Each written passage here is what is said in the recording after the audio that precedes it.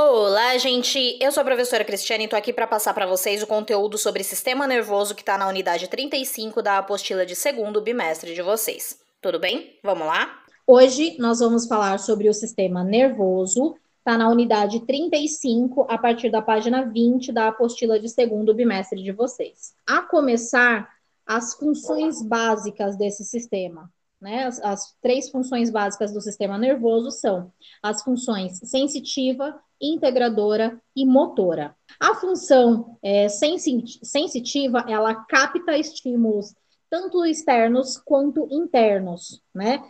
Estímulos externos, como a percepção de luz, da falta de luz, calor, frio. Esses estímulos internos pode ser uma sensação de dor, azia, por exemplo. E aí depois tem a função integradora, que vai analisar essas informações, armazenar e dar uma resposta. Vai ser a responsável por fazer essa integração, então. A função motora, que vai ser essa resposta, né? Que vai de fato responder ao estímulo, tanto o estímulo externo quanto ao estímulo interno, por meio de uma ação muscular, por meio de uma ação glandular, tá? A secreção de uma glândula pode ser também.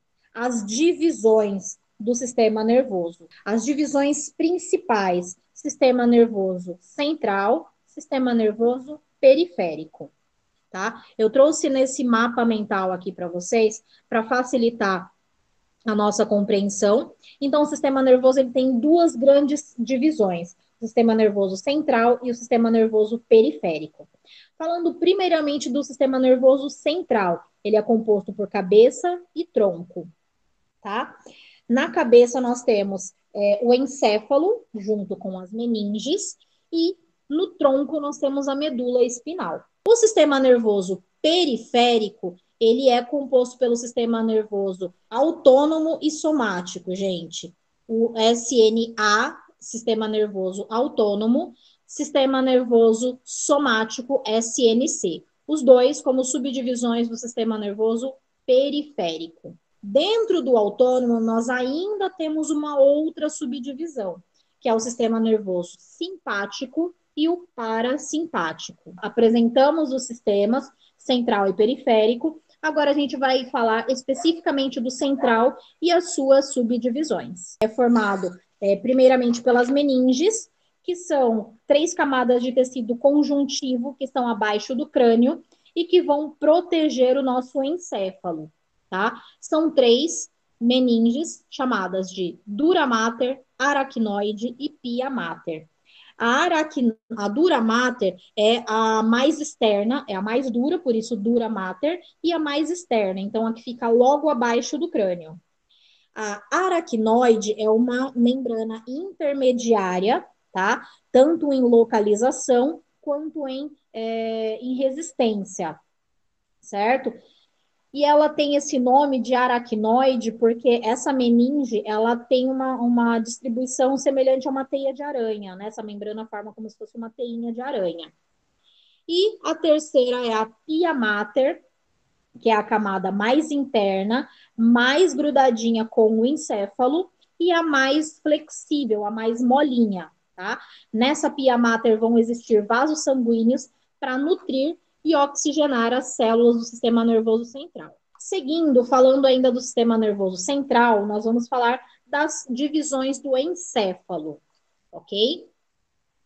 O encéfalo ele é formado por cérebro, tálamo, hipotálamo, a hipófise está junto, né? O mesencéfalo, cerebelo, ponte e bulbo, ok?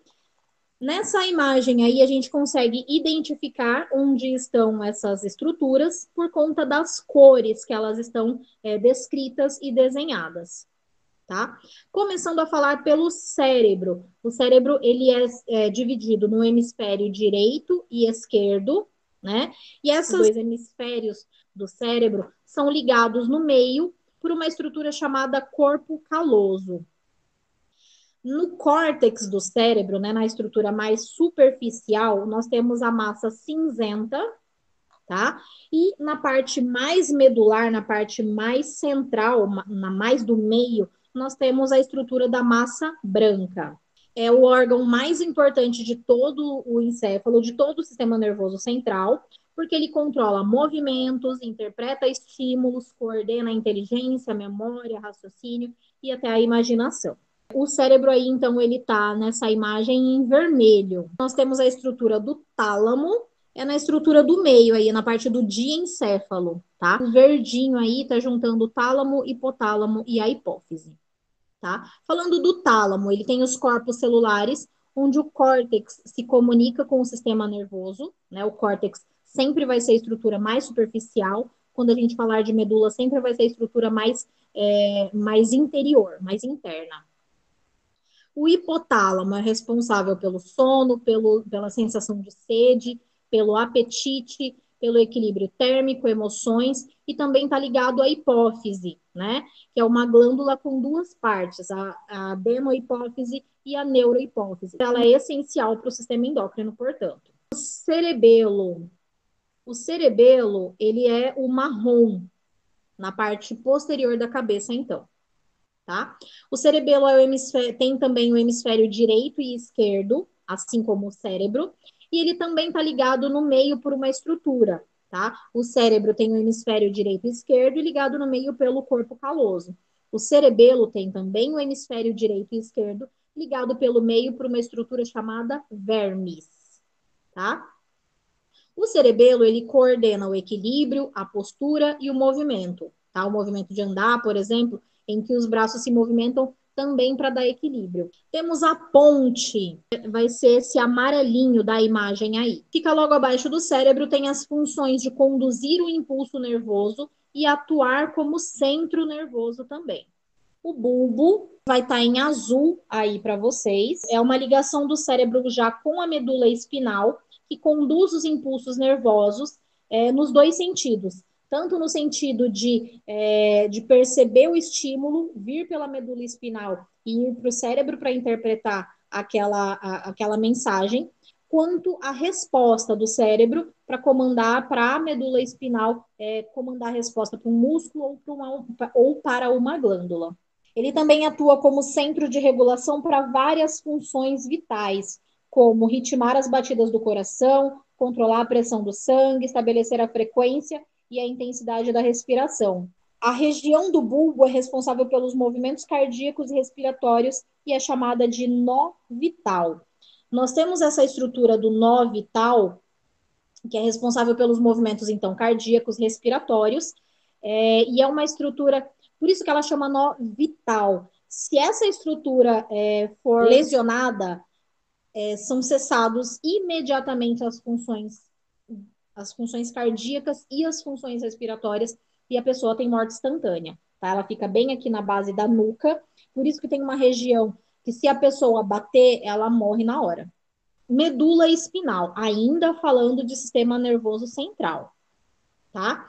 Dentro da medula espinal, nós temos duas estruturas importantes, que é a estrutura do cordão nervoso, que vai terminar na cauda equina. Esse cordão nervoso, ele passa dentro do canal neural da coluna vertebral. Então, nós temos aí nessa imagem, literalmente um buraquinho, né? Tem as estruturas da coluna vertebral, analisando a coluna vertebral, a cada vértebra, né? Olhando de frente, a gente percebe que tem um buraquinho no meio. É por esse buraquinho que passa aqui, ó, a estrutura do cordão nervoso. Tá? Aqui a gente tem a vértebra, tem literalmente um buraquinho aqui, que é por onde passa esse cordão nervoso. Esse cordão nervoso, ele vai ter vai ter essa imagem aqui, né? Vai ter os nervos ligados a ele, tá? Tem a via do nervo motor, a raiz onde se liga nessa parte do cordão, tudo bem? E esse cordão nervoso, ele tem cerca de 45 centímetros de comprimento, então ele percorre toda a coluna vertebral, e cerca de um dedo de espessura. Na parte inferior, os nervos que se estendem em feixes, né? E eles vão se ramificar, formando a cauda equina. A cauda equina tem esse nome por uma alusão à cauda de cavalo, que é o aspecto que ela tem quando ela começa a se ramificar nesses feixes aqui. Então, isso aqui já é lá na coluna lombar, tá? E sacrococcígea, já no finalzinho da coluna vertebral, que se forma, então, essa cauda equina como a finalização do nervo, do cordão nervoso. A função dessa medula espinal é ser uma estação de retransmissão para o encéfalo, tá? Recebendo os nervos do sistema nervoso periférico, recebendo os estímulos, né, do sistema nervoso periférico, levando para o encéfalo para comandar para ser analisado e comandado uma resposta que vai ser mandada por essa medula espinal também. Tá? Então, a medula espinal, ela recebe as informações, manda para o centro nervoso, que é o encéfalo. Pega essa resposta e manda para os centros que vão dar essa resposta, seja um músculo ou seja uma glândula. Também vai ser responsável pelo ato reflexo. Agora falando do sistema nervoso periférico. O sistema nervoso periférico, ele é formado por gânglios e por nervos. Como função, o sistema nervoso periférico, ele transmite informações para o sistema nervoso central sobre os estímulos do ambiente e leva os impulsos aos músculos e às glândulas para que possa ocorrer essa resposta. Então, o sistema nervoso periférico é composto por nervos e por gânglios, né? Falando a começar pelos nervos, os nervos, eles são responsáveis pela transmissão de impulsos nervosos das diversas regiões do corpo para o sistema nervoso central e vice-versa. É a partir desses nervos que nós temos a sensibilidade ao longo do nosso corpo inteiro, tá? Porque eles têm essa função de captar essas informações, né? Esses estímulos para ser levado para o centro nervoso e também para fazer essa resposta, tá? Do centro nervoso para o órgão efetor. O órgão efetor é quem vai efetivar a resposta, tudo bem? E como eu disse, pode ser um músculo ou uma glândula. Os nervos motores, então, eles transmitem impulsos do centro nervoso para o órgão efetor, como o músculo e a glândula. Tem os nervos sensitivos que transmitem o impulso do receptor sensorial localizado na pele ou internamente para o centro nervoso. E temos ainda os nervos mistos, que possuem tanto componentes sensitivos quanto motores. Então, o sensitivo vai ser o que capta informações e o motor vai ser o que efetua a resposta. Esses nervos, então, eles estão espalhados ao longo do corpo inteiro, nos dando essa sensibilidade ao longo de todas as partes do nosso corpo. Os gânglios, eles são aqui, ó, estão junto da medula espinal, são dilatações dos nervos em que se encontram os aglomerados de corpos celulares de neurônios situados fora do sistema nervoso central, tá? E aí esses gânglios geralmente ficam ligados à medula espinal aqui. Como nervos, nós temos os nervos cranianos e os nervos espinais. Os nervos cranianos, eles são 12 pares, tá? Sempre 12 pares. 10 deles se originam o encéfalo, começam a formar as estruturas do encéfalo, tá? Alguns desses nervos cranianos vão possuir fibras sensitivas, então percebendo o estímulo. Outros vão ter fibras sensitivas e motoras, né? Que são os mistos, e outros vão ter as fibras motoras. Tudo bem? Então, assim, esses nervos, dos 12 pares, 10 estão dentro do encéfalo. E eles podem ser sensitivos, percebendo o estímulo, misto, quando percebe o estímulo e comanda uma resposta, ou específico motor, que só comanda a resposta. E nós temos ainda os nervos raquidianos, ou também chamados espinais. Os nervos espinais, eles são fibras dorsais e ventrais, então dorsais virados para as costas, dorsais virados para o lado da frente do corpo, que se originam ao redor da medula espinal. Então, são mistos. E aí, eles estão aqui bem grudadinhos da medula espinal também. Falando agora do sistema nervoso autônomo. Como funções, o sistema nervoso autônomo, ele controla as funções viscerais, a função dos órgãos, portanto, dos músculos lisos, que compõem a parede desses órgãos, e também as funções cardíacas, as funções principalmente do músculo cardíaco.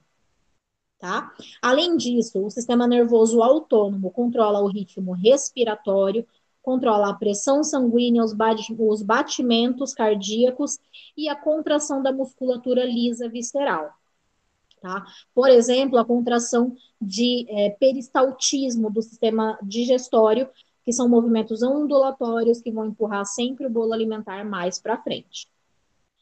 E esse sistema nervoso autônomo, ele é dividido em simpático e parasimpático, tá? Esses dois sistemas têm funções, o sistema simpático e o parasimpático, têm funções equivalentes e antagônicas, ou seja, eles agem nos mesmos processos, mas de maneira contrária um em relação ao outro. Dentro do sistema nervoso simpático, nós temos os gânglios, que situam-se próximo à medula, e nas sinapses com órgãos efetores, a liberação de noradrenalina. Essas sinapses são as ligações entre um neurônio e outro, tá? Que é essa ligação, ela é feita através de neurotransmissores. O sistema simpático, então, ele vai ter as funções de aceleração dos batimentos cardíacos, vasodilatação coronária, ou seja, dilata os vasos coronários, e esses vasos coronários são os que percorrem o músculo cardíaco, tá? Causa dilatação dos brônquios e bronquíolos dentro dos pulmões. Vai fazer a diminuição do peristaltismo e secreção intestinal, então diminui os movimentos ondulatórios do sistema digestório, constringe os vasos e aumenta a pressão arterial, então diminui o calibre dos vasos para aumentar a pressão arterial, dilata a pupila, relaxa a musculatura da parede da bexiga e contrai o esfíncter da bexiga, então para controlar a micção. E o sistema parasimpático, ele age por gânglios que situam-se longe da medula, então próximo ou no interior dos órgãos efetores. Nas sinapses com os órgãos, há a liberação de acetilcolina. O sistema nervoso parasimpático diminui os batimentos cardíacos, já que o sistema nervoso simpático os aumenta. Constringe os vasos da coronária, já que o simpático os dilata. Contrai os brônquios e os bronquíolos dentro do pulmão, né? O simpático também dilata, estimula o peristaltismo do sistema digestório, já que o sistema simpático diminui esse peristaltismo, dilata os vasos e diminui a pressão arterial, contrai a pupila, e o sistema simpático ele vai dilatar a pupila, e contrai os músculos da parede da bexiga e relaxa o esfíncter da bexiga. Então, vai estimular a micção. Falando, por último, do ato reflexo, tá? Que eu trouxe aqui, que é uma parte do sistema nervoso parasimpático. O ato reflexo, ele representa uma resposta motora involuntária, que ocorre após um estímulo sensorial. Tá? São exemplos de ato reflexo, a gente piscar quando vem alguma coisa próximo do nosso rosto, a gente tirar o rosto quando a gente vê alguma coisa se aproximando, o nosso joelho, né, quando tem uma pancadinha num lugar específico da rótula, nossa perna balança, e quando retiramos bruscamente a mão de algum lugar que está quente, que está gelado demais, né? Agora, para acontecer esse ato reflexo, não é uma coisa que é pensada, é um estímulo que vai só até a medula espinhal e dali já tem uma resposta. Por isso que é um ato que acontece em milésimos de segundos, porque ele não precisa do comando do encéfalo para ser estimulada uma reação, tá? E aí ele vai ter 3 componentes básicos, tá? Que é um receptor, uma via de condução nervosa e um efetor.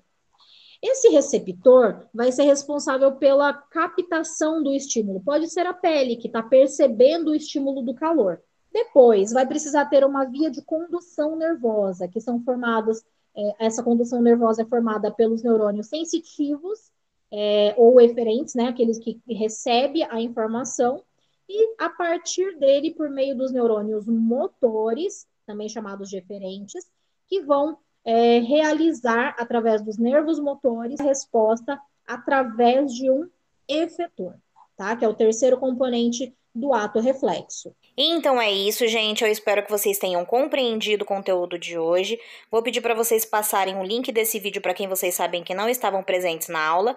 E é isso, espero que vocês tenham gostado. Até a próxima e valeu!